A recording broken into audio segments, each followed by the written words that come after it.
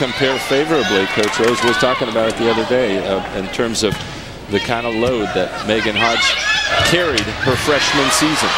Hodge was the Big Ten Freshman of the Year and then was a part of those 3 national titles in a row. Point for Duke, yeah, their head coach, Jolene Nagel. 4 ACC championships during her 12 years. 5 consecutive seasons with better than 25 wins, and trying to become the first ACC team to break through and get to the semis. McClendon with another nice touch. We're going back to the rookie, and she delivers again.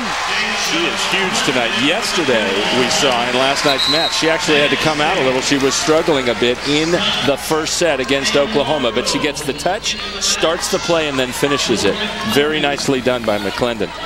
And the other thing is, she will often, right now she came out, but often she'll stay in the backcourt and have to be a 6th rotation player, a player who plays all the way around and helps her team out in many ways. The ace for freshman Allie Longo, and Duke will use another timeout. With Penn State up 16-10. And we'll take a break. A capacity crowd liking the action so far.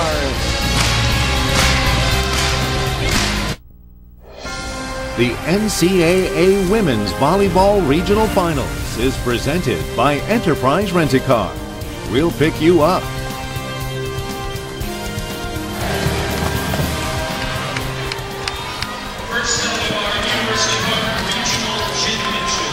They have had plenty to celebrate here in Happy Valley over the last 3 years.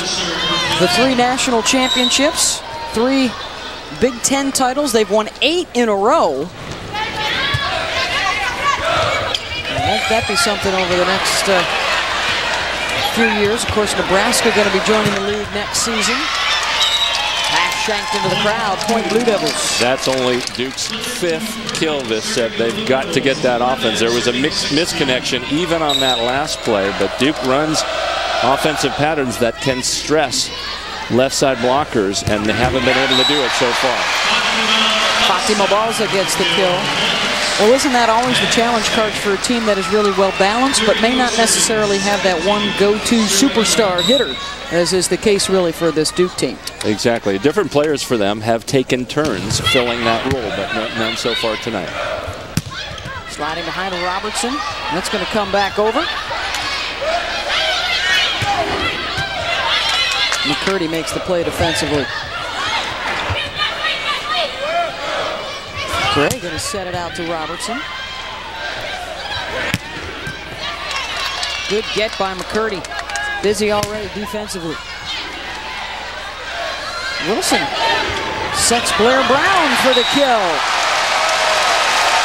And that's a change for Penn State with the loss of Megan Hodge and some of those other outside hitters. It used to be Blair Brown jumping in and setting that ball, but Blair's so good attacking that they have middle blocker Ariel Wilson instead step in transition and get her the set. Sliding behind is Gray at 6'5". She's the tallest at the net for this Duke team. And Duke needs a lot more of that. That's a play they ran very effectively much of the year, and yesterday to get to this point, it starts with a good pass. Second ace of this game for the Blue Devils. Well, Coach Nagel talked a lot yesterday with us about relentless pursuit. That's been the theme for this team all year long. Not just in play, but also with their service game tonight. They know they've got to try and get Penn State out of system a bit. Yeah, that's been their motto all year long, and it's really paid off in terms of being scrappier than in years past and a more resilient team. Penn State with the big advantage, that hitting percentage. Once again, that's like a baseball batting average. 300 is awfully good. 478. You're not going to beat Penn State if they're hitting that. It's 20-13, Nittany Lions.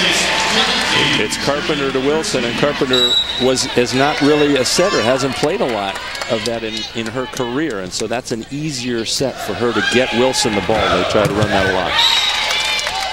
Gray, that quick hitter in the middle, successful once again for the Blue Devils. Yep, they're starting to streak what's working. That's a smart thing of the setter, Katnack, to do, is find the hot hitter for Duke.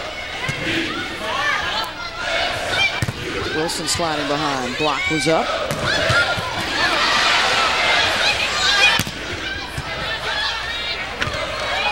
Catnap pulls it out of the net. Free ball, Penn State. Carpenter to Scott. Thunders that one home. Point Nittany Lions. Scott heads out. McClendon back on for the Nittany Lions. And Scott is smart. She's got a big middle blocker against her, so she doesn't try to hit it straight down. She hits it very deep into the corner. Rarely will that shot get blocked back down to your floor. Good play by Duke there, running the mismatch. Of course, number 13, Sophia Dunworth, going right at the 5'6" blocker, Carpenter. Penn State 4 points away from the first set. Best 3 of 5. Brown into the tape. 4 hits on Penn State. Point Duke.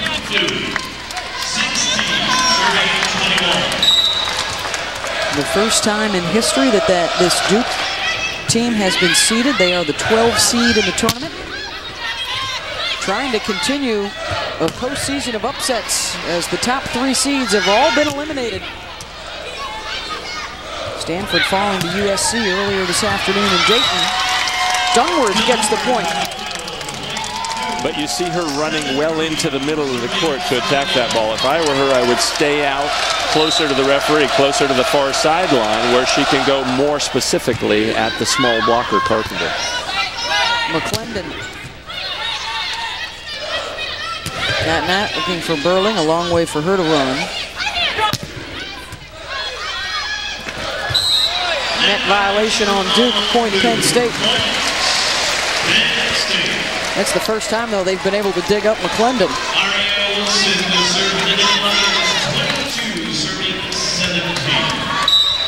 5 kills on 7 swings for Deja McClendon. Wilson serving for Penn State. Dunworth stayed outside that time, right at Quilico. Double contact. And I think that was a more effective play for Duke. The ball came up in the backcourt for Penn State, but they had a nice area for Dunworth to attack.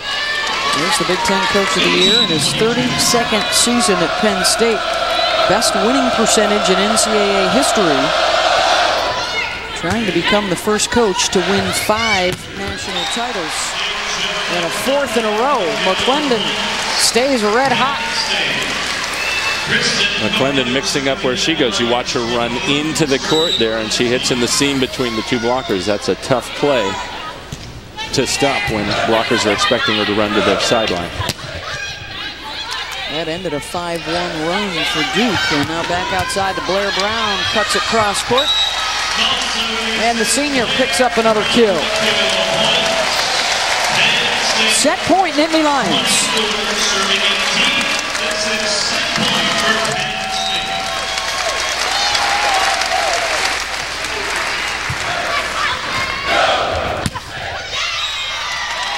Burling fights it off. Point Duke.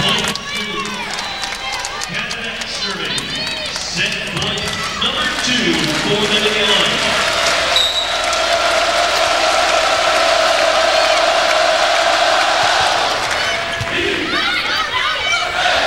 Brown popped up. McClendon. Catnap looking for Robertson cross court. Deja jumps on it. 7 kills in the opening game for the freshman from Louisville.